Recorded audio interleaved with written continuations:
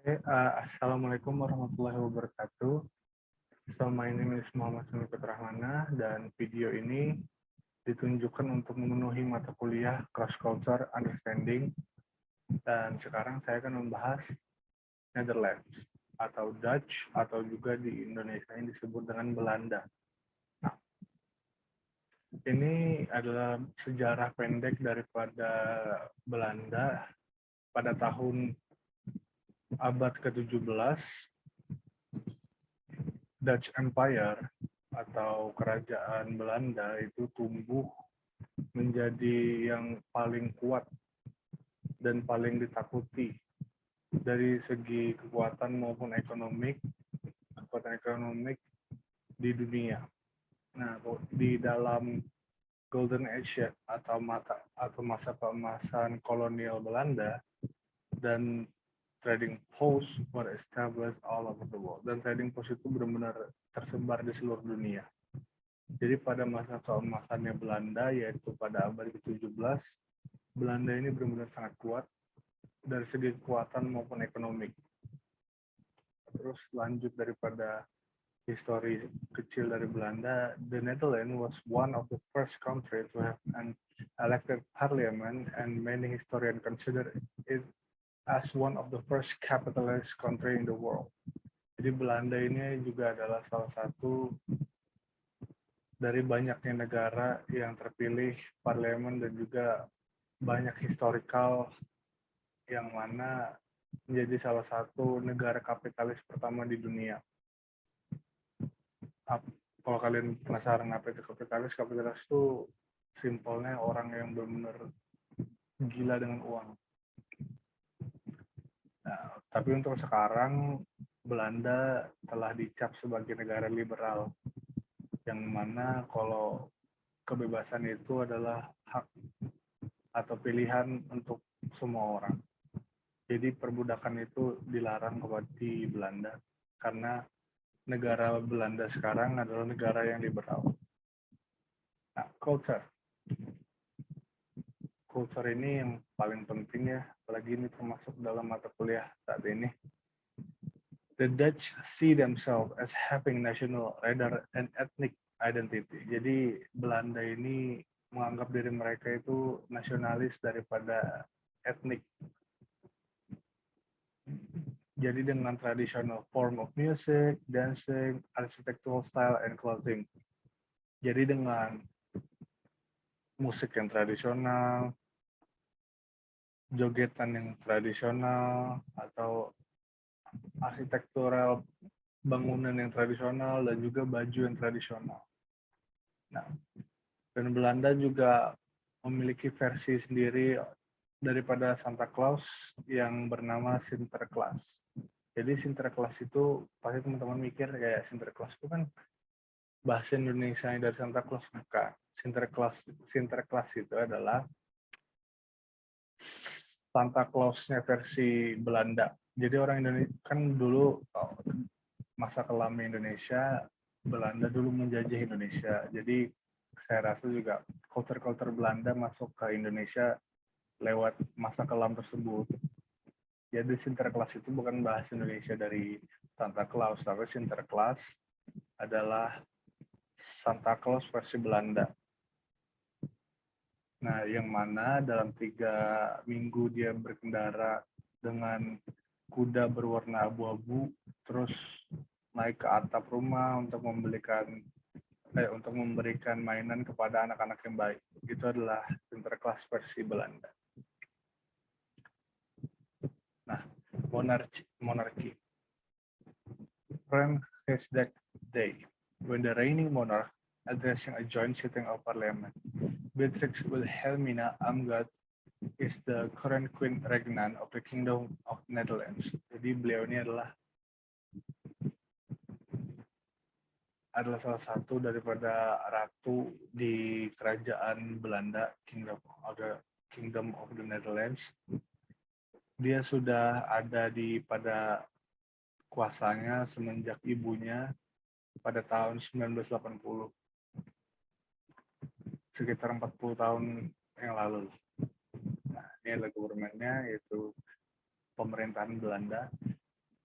The monarch and her minister itu membuat pemerintahan menjadi kingdom atau kerajaan. Jadi pemerintahannya di Belanda itu berbentuk kerajaan yang juga masuk kota-kota berikut ini, yaitu Aruba, Krakow, and Sint Maarten. Nah, di provinsi-provinsinya ada Drenthe, Flevoland, Friesland, Gelderland, Groningen, Limburg, North Brabant, North Holland, Overijssel, Utrecht, Zeeland, sama Zuid-Holland. Nah, turis.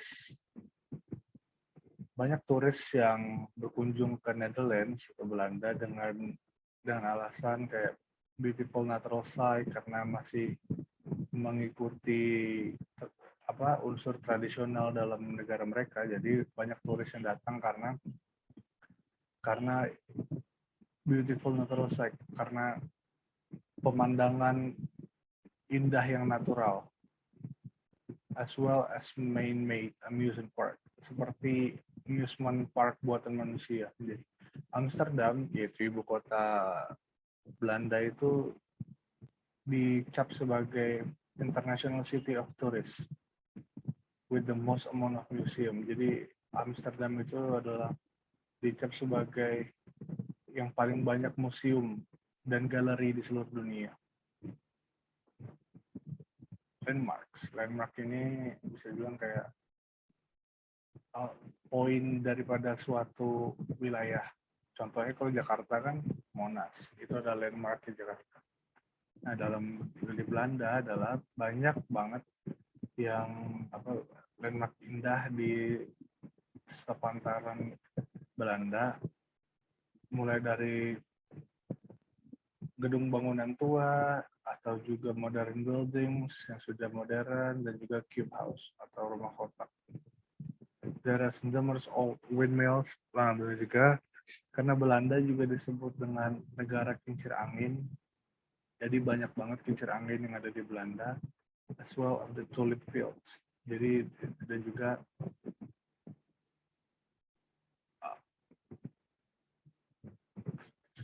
taman tulip, tapi nggak ada yang terlalu spektakuler dalam konstruksi buatan.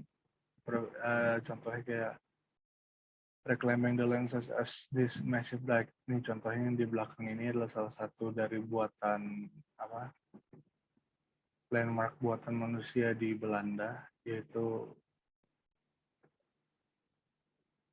construction made to prevent the water. Nah, ini adalah contoh yang saya bilang tadi kayak rumah kota karena bangunannya begitu rapat dan sejajar seperti ini. Nah, ini salah satu struktural bangunan di Belanda. Nah, ini sangat rumit. Nah, environment yaitu lingkungan di Belanda itu tempat yang bisa rendah, jadi sea levelnya itu benar-benar setengah dari daratan, yaitu cuma 1 meter di atas laut. Jadi benar-benar dataran yang pendek, dan significant amount of land have been reclaimed and protected from the sea by large dams known as dikes. Dikes ini yang ini tadi, dikes. There you go. The Dutch know how important it is to preserve their resources and the environment as a whole. In Amsterdam, they have the international headquarters of Greenpeace. Nah, artis ini benar-benar lukisan yang sangat terkenal di seluruh dunia, yaitu lukisan ini dibuat oleh Vincent van Gogh pada tahun 1853. Maksudnya Vincent van Gogh ini lahir pada 1853 dan meninggal pada 1890. Yang mana lukisan ini benar-benar bernilai jutaan dolar. Jadi benar-benar mengagetkan, dia hanya menjual satu lukisan saat dia masih hidup Padahal aslinya sebenarnya Van Gogh ini melukis setiap hari, tapi hanya satu lukisan ini saja yang dia jual. Dan pada 1993, a merchant unknowingly sold drawing by Van Gogh for 5 cents. Jadi pada tahun 93 ada penjual yang nggak tahu menjual lukisan dari Van Gogh harga 5 sen. Itu pasti sih menyesal banget tuh penjual. Ini juga contoh dari lukisan Van Gogh. Ya, kalau ini bukan dari Van Gogh, saya lupa siapa seniman. Nah, ini adalah transportasi di Belanda. Some of the city have canals. Through them, a lot of people travel by boat. It is very easy to travel around the city on bicycle, as most of the area is flat and very accessible.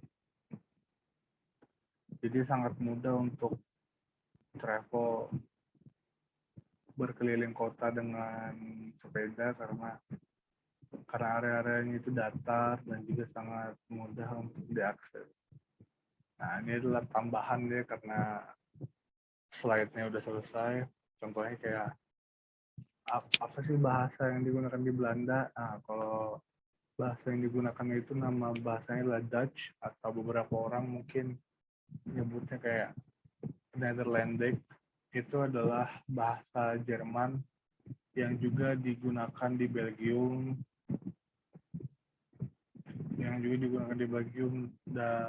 yang mana di sana disebut Flemish. Saya rasa itu aja untuk membahas Belanda ini. Terima kasih bagi yang sudah mendengarkan sampai akhir. Nama saya Muhammad Sami Putra Ramana. Assalamualaikum warahmatullahi wabarakatuh.